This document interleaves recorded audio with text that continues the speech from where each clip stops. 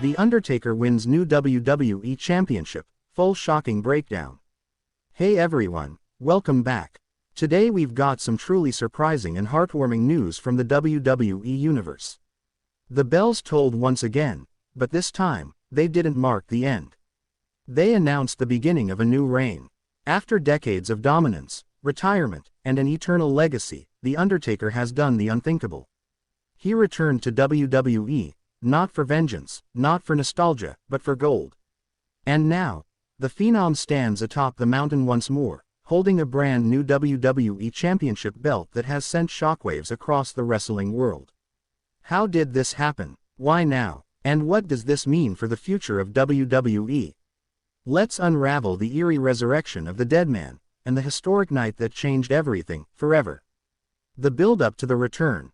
It all started with rumors, whispers backstage.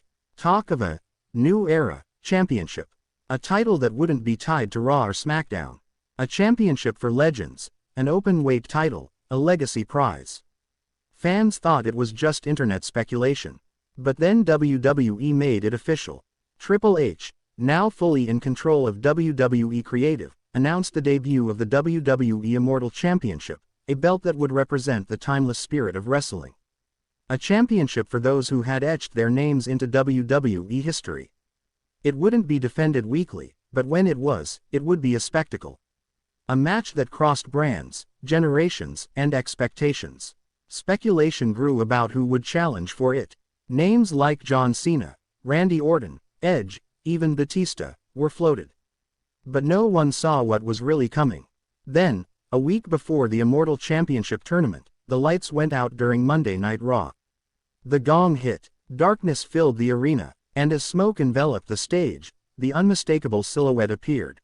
The Undertaker was back. The Undertaker's announcement. The crowd roared with a mix of disbelief and awe. The Undertaker hadn't wrestled a match since his emotional, final farewell, at Survivor Series in 2020. He was inducted into the Hall of Fame. He was done, or so we thought. In the ring, microphone in hand, The Undertaker broke his silence. I laid my career to rest, but rest is not always in peace. He went on to talk about legacy.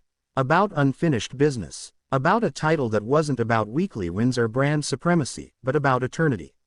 They say this title is for legends. Well, I don't need to be invited. I am the final word in this business.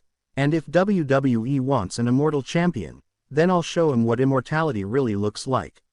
The challenge was set. The Undertaker would enter the tournament to crown the first ever WWE Immortal Champion. The WWE Universe erupted. Twitter broke. Legends responded. John Cena tweeted, "I can't believe it. But I respect it. The Deadman isn't finished yet." Even Stone Cold Steve Austin weighed in on his podcast. If Taker wants one last ride, who the hell's gonna stop him? The Immortal Championship Tournament. The tournament was a masterpiece of storytelling and match quality. It featured 8 competitors. 1. The Undertaker. 2. Randy Orton. 3. Edge. 4. John Cena. 5. Rey Mysterio. 6. Sheamus. 7. AJ Styles. 8. Finn Balor as the Demon. The brackets were revealed. Fans immediately circled The Undertaker vs. AJ Styles, a rematch from their cinematic Boneyard match at WrestleMania 36, as the first round match. Despite concerns about Taker's age, he came in shape. He looked intense, focused, ready. When the bell rang, the audience held their breath. Undertaker and Styles delivered a shockingly physical match. No special effects, no shortcuts. Just hard-hitting wrestling. In the final moments, Styles went for the phenomenal forearm, only to be caught in midair. Boom. Choke slam. Tombstone. 1, 2, 3. The Deadman advanced. In the semifinals, he met Edge. Their first match since 2008. And again, Undertaker brought it. Edge pushed him to his limits, targeting the knees, using speed and ring IQ, but once again, the bell tolled after a devastating last ride. Meanwhile, John Cena had defeated Finn Balor and Rey Mysterio to reach the finals. Yes, it was set. The Undertaker vs. John Cena. One final clash. 2 icons. One title. The final showdown. The match took place at WWE Crown of Legends, a new premium live event designed around honoring history and legacy. The arena in Chicago was packed. Fans knew they were witnessing something special. Cena came out first. Serious, no jokes, no gimmicks. The doctor of thugonomics and the hustle loyalty respect man combined into one focused competitor. Then, the lights went out. The gong hit again, but this time, the Undertaker didn't rise from the stage. A hearse slowly backed into the arena. Paul Bearer's urn was displayed on the dashboard. The crowd gasped, and from the back, emerging in full Deadman gear, the Undertaker walked slowly to the ring, eyes locked on Cena. This wasn't the American badass. This wasn't the Boneyard veteran. This was the Deadman. The match was everything fans hoped for and more. Cena kicked out of 2 tombstones. Taker escaped the twice. There were near falls, counters, and moments where fans thought Undertaker couldn't go any longer. But the final sequence will live in history.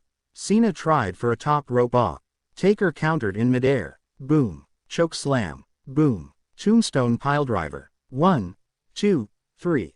Ding ding ding. The emotional aftermath. The crowd stood, cheering, crying, chanting. Thank you, Taker. Triple H came out with the Immortal Championship, an all-black belt with silver plating and purple accents, with the words, "Time has no end," inscribed on it. He handed the title to the Undertaker. The Deadman held it high, nodded at Triple H, and did something no one expected. He broke character. For the first time in decades, in front of the cameras, the Undertaker smiled. He looked around, and spoke to the fans. This isn't about me. It's about every soul who ever stepped into this ring, and gave everything for you people. This title belongs to all of us. But tonight, it rests with me. One last time. He kneeled. Lightning struck the arena posts. The gong echoed one final time. Backstage reaction and fan response. Backstage, WWE superstars clapped as Taker returned behind the curtain. Even Roman Reigns, who retired The Undertaker at WrestleMania 33, stood up and hugged him.